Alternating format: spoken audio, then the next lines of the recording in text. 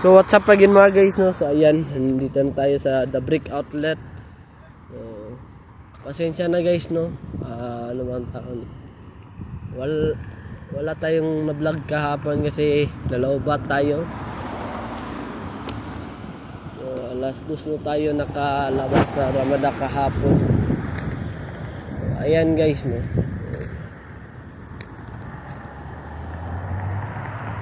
So mamaya na muna tayo papasok sa Tim Hortons kapag na-check na natin kung hindi na ba yung delivery. Kasi maaga na naman ako ipag-clock in eh. Bukas may trabaho na ako, may schedule ako guys. 9 to 3 rin, ang aga na naman. 2 7 hours at 2 6 hours guys. Ngayon 7 hours at sa hindi sa Friday guys, sa Thursday guys, baliktad na. Kasi wala akong pasok sa Mercury. At tama rin guys, 2 araw yung pasok ko. Ano yan, Tuesday, Wednesday pahinga, Thursday na naman may pasok, tapos Friday walang pasok, di Sabado, di ba?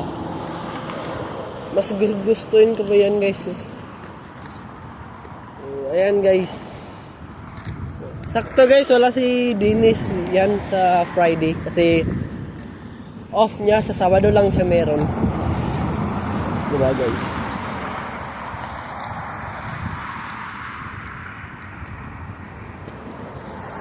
Pang 363 na ito guys. So mukhang hindi tayo aabot ng 400 na hindi pa nag October. So, pasensya na talaga guys, busy talaga.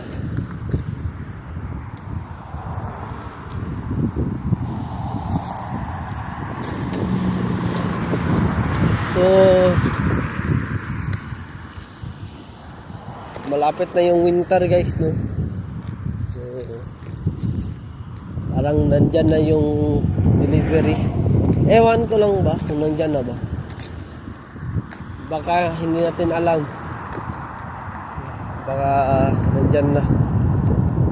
Ewan ko lang sa delivery ng Timmy ah. Pero bakit maaga sila pupunta doon? Hindi naman sila naglalagay ng delivery sa freezer eh. Kami naman. Dapat pupunta sila mga last 9 para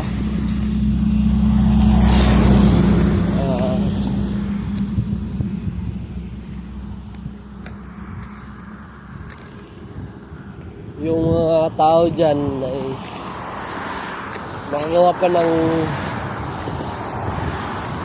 yung sa front, di ba guys?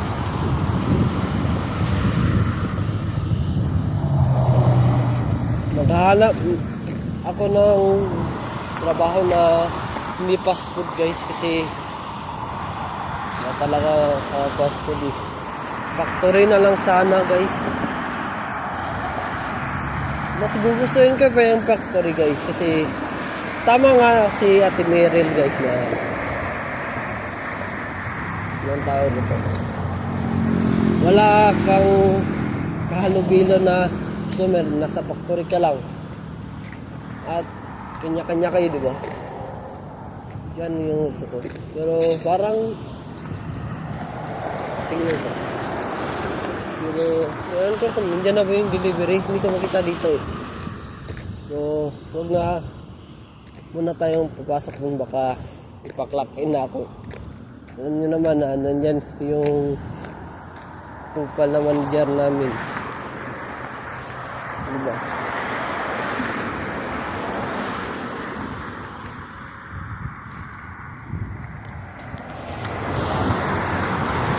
Kung tutulong na naman ako ngayon guys, panigurado papagalitan na naman ako ng manager namin. Sabi niya hindi daw siya nagagalit, papaliwanag daw siya. Pero yung tono ng pananalita niya po, iba eh. Iba yung nagpapaliwanag at nagagalit na tono, diba? Pero iwan ko kung nandyan na ba yung delivery. Dito na lang tayo sa kilid manood para alam natin, diba? Nakikita natin ito. Ito, parang wala pa guys, no? Ewan ko lang guys.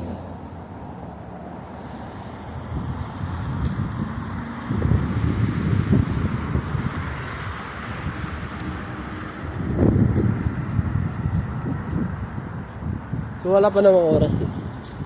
So, ewan ko kung nandyan na ba yung delivery.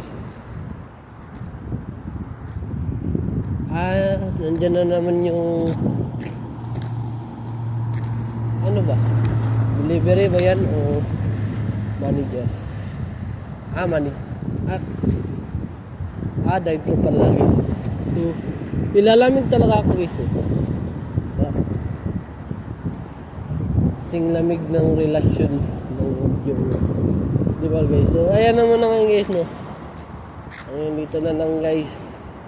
So, maya ulit. Pag-subscribe sa aking YouTube channel, Aaron Caralde, at huwag kalimutang pinutin ang notification bell na all para updated kayo lagi sa aking mga vlog. So, ayan naman naman guys. Have a wonderful day and have a nice day. Keep safe. And I'll see you for my next vlog. Peace out. Bye-bye. Vlog Dragon.